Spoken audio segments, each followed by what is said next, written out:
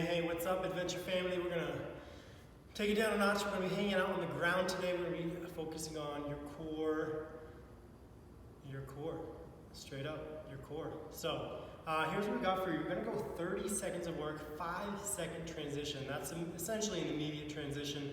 You're not gonna take your time. You're not gonna, you don't need to go anywhere. You're just gonna be turning and flipping and moving. So 30 seconds of work and 5-second transition to get things moving, and go 3 to 6 rounds with this, with about 30 to 60 seconds of rest in between as needed. So here's what we got. We're starting with your plank. So you're gonna flip your standard plank, toes on the ground, elbows under shoulders, and set the core, pop up, feet off the ground. Okay, or feet off the ground, try that one. Knees off the ground, head, shoulders, hips, knees, ankles. I like to see hands shoulder width apart, hands open, so we're not protracting these shoulders and these hands. Keep them open, breathe, open it up, and look straight down in between your hands. Your elbows should be underneath your shoulders. If you need to modify this, drop to the knees. If you're in this plank and you start to feel your back sag, no good. We need to pause and modify this, the exercise to reset that. Okay, so when your back starts to sag, your hips are taking over, causing your hips to shift, and then your lower back takes the load. If it's uncomfortable in your lower back, pause from here, reset, straighten the legs out, and come back to holding. You can modify this down to the knees. You can take this to a high plank, hands under shoulders, and hold. So we're just locking it down, holding for 30 seconds. Next up, we go side plank. Feet stacked. I'm going to give you some options here as well. So your feet are stacked, elbow under shoulder. Be intentional with this shoulder. Don't let it be slouchy and sloppy.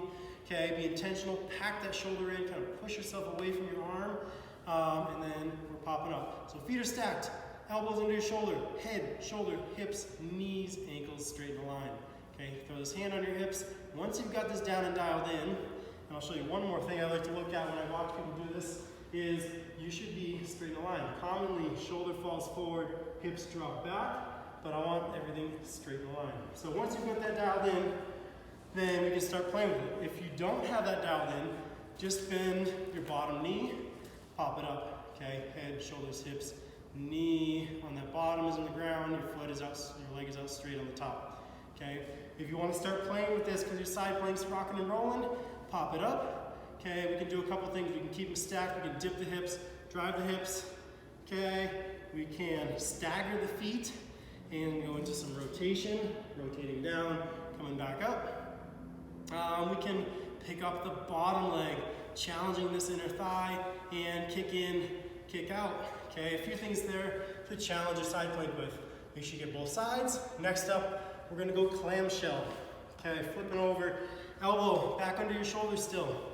Feet are stacked. My heels and ankles are in line with my glutes. My knees are in front of that. So looking from this angle, I'm here. My knees are at about 90 degrees.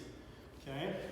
From there, I also want to keep my hips stacked. So as we start to move through this, commonly people start to shift back and open the knees up. Okay. I want to see them stacked on top of each other the whole time. You can even line up against a wall behind you to make sure you're not rocking your hips backward. Okay, stack them, and then put your hand on your hip, put your thumb is gonna land right in your glute medius. You're gonna feel this muscle working. Great to have some mind-body connection here. And then keep your feet together, just open up your knees. It's not gonna take much.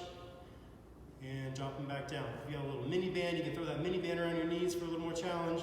But make sure we're keeping these hips stacked. You're gonna lose a lot of the effectiveness of this exercise if we start to open these hips up. Keep them stacked. Open the knees up, pause, feel with that thumb, that glute medius firing, drop it back down. Open up, pause for a second, squeeze, drop back down. Then of course you've got the other side. And then lastly, we're gonna go glute bridge. If you've got something to load your hips up with, a bag of rice, something heavy, some water jugs, you can use them. You're gonna lay back, feet hip width apart, toes straight, load put your load on your hips. And you can use your hands to brace that load. You're gonna fire the glutes, drive the hips, squeeze for 3, hold, 2, 3, drop, drive. Okay, squeeze, think about pinching a quarter, giving yourself a wedgie, whatever you need to do to put your brain in your butt to tell it to squeeze, do that. Make sure we're not pushing with your lower back. All glutes, your glutes should be screaming and talking to you real quick here as you're doing this. Okay, fire the glutes, drive the hips, and keep after it. That's it for today, just a little core, hitting all your core, your abs, your obliques, and your glutes as you're king of your core. So, there you go, get after it. We miss you, Adventure Fitness, and we hope to see you back soon after this all blows over. So get after it, let us know how it goes. See you soon.